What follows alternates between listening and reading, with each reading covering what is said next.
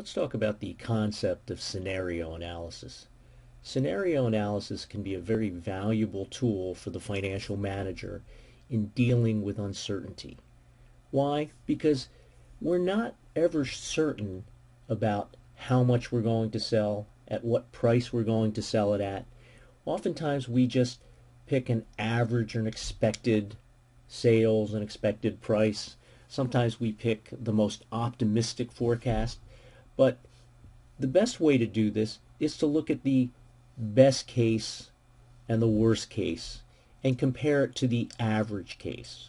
So that's what we have here. Let's look at an example. This is probably the best way to understand this. Suppose we're considering a project that costs $200,000. The life of the project is 5 years, and we're going to use a straight line depreciation method to depreciate the asset, and we're going to depreciate it to 0.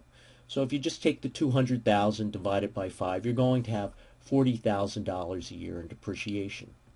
So we've come up with some forecasts. We have our economic forecasting group estimate that we're going to sell 6,000 units. We're going to sell it at $80. It's going to have a variable cost per unit of $60. And a fixed cost of $50,000. That's our base case. So we're going to want to figure out what's the net present value of our base case, but we've also gone out and we've done some other forecasting. We figure out what's the lowest sales that we'll probably have, 5,500. We'll call that the lower bound. What's the lowest price we can sell this for? $75. What's the lowest cost we can get? $58. What's the lowest fixed cost we'll get? $45,000. So these are the lower bounds. This doesn't make it the worst case or the best case scenario. These are the lower limits. Okay? We don't think the price will go below 75.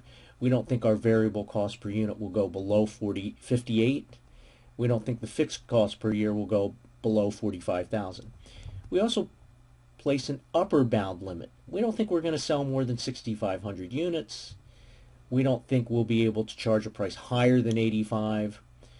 We expect that our cost per unit will not rise above $62 and that our fixed costs will not be more than $55,000.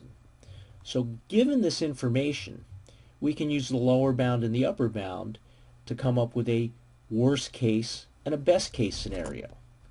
The worst case scenario is where we sell the least amount of units, that's 5,500. We get the lowest price, $75. We have the highest variable cost, $62, and the highest fixed cost, $55,000. Okay, the best case scenario, we sell the most, $6,500. We get the highest price, $85. We get the lowest variable cost per unit, $58, and the lowest fixed cost per unit. So what do we do with this information? What we want to do is we want to figure out the net present value of this project under the base case, the worst case, and the best case scenarios. Obviously, if the worst case scenario has a positive net present value, we can feel quite comfortable undertaking this project, that even if the worst, that we expect happens, it'll still be a profitable project. So let's take a look at what we do with this information. Well, we need, in order to calculate net present value, we're going to need to calculate operating cash flows. And how do we do that? We're going to use the income statement. And then there's a formula for calculating operating cash flow. Well, take a look here. We can figure out what sales are. Sales, and I've actually put a formula in here. I've actually done the spreadsheet ahead of time just to make this a little easier. Is B10 times B11. What's up in B10?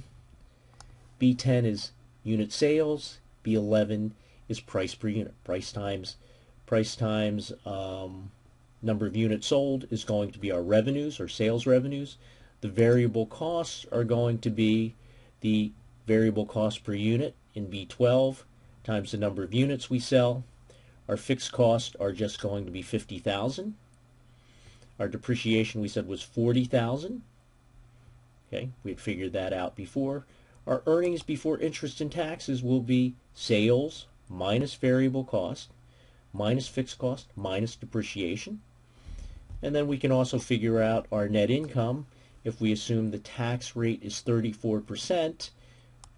34% times our earnings before interest and taxes gives us our taxes, and if we subtract taxes from EBIT, we get our net income.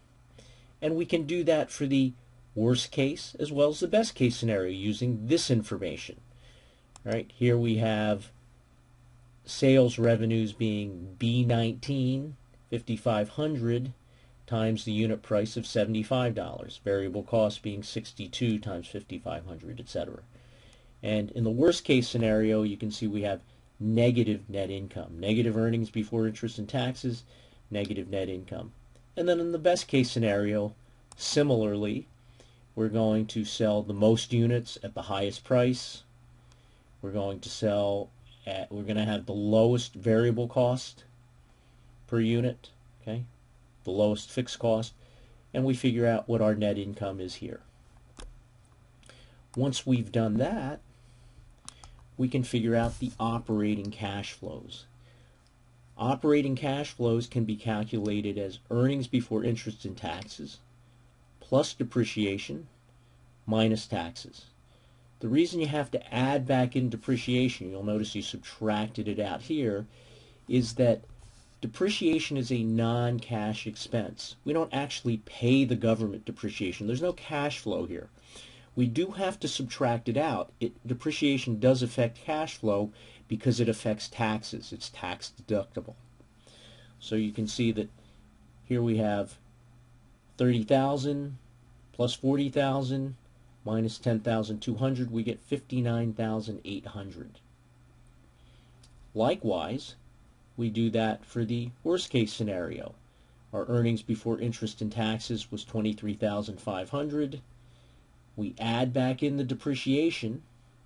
We subtract out the taxes. The taxes are negative here. We actually have a tax loss. We actually save some money on our taxes. So we actually add this number back in. So you can see that we have a positive operating cash flow even though earnings before interest and taxes was negative. Why? Because depreciation was not a cash flow expense, and the loss we incurred allowed us to actually get money back from the government, or we didn't pay any money out. We actually got $7,990 back.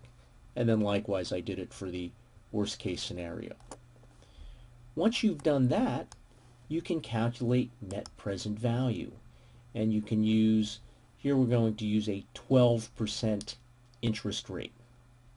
Okay, and I'm going to calculate the present value of the cash flows. The cash flows being 59,800, and for 5 years at an interest rate I'm going to assume is 12%, and then I'm going to subtract out the cost, which is in B4, which was 200,000. So you can see in the base case we have a positive NPV, a clear accept. In the best case scenario, we have an even higher NPV, 159,504, a clear accept. In the worst case scenario, we have a negative net present value, quite a high negative NPV, and we would reject there. So the decision of the financial manager as to whether to go forward with this project will hinge on what sort of probabilities they think of hitting the worst case scenario. You may think that we won't sell that much or we'll have to lower price, but that we're not necessarily going to be in the high cost state. And you could do this for different scenarios. You don't necessarily have to pick the absolute worst case. You could do it for a bunch of other different cases. Okay? If you think the worst case scenario is a very small probability, then you may want to go forward with this project. If you think that the worst case scenario is fairly likely, you may want to forego this project, or at least do some other analysis to see whether this is worth doing or not. But at any rate, scenario analysis is a very, very good tool for dealing with uncertainty. Okay? Oftentimes when we begin teaching corporate finance, we just give you the information. Everything is known with certainty.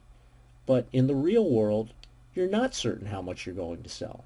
You're not certain if you're going to be able to charge $85 per unit, or you're going to have to lower price to get people to buy.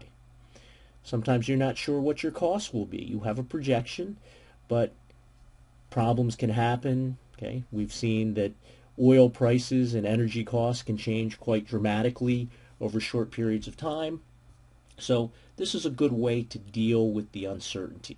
Okay, working through best case, worst case scenarios, comparing them to the base case, that helps us to make an informed decision as to whether to go through with the project or not.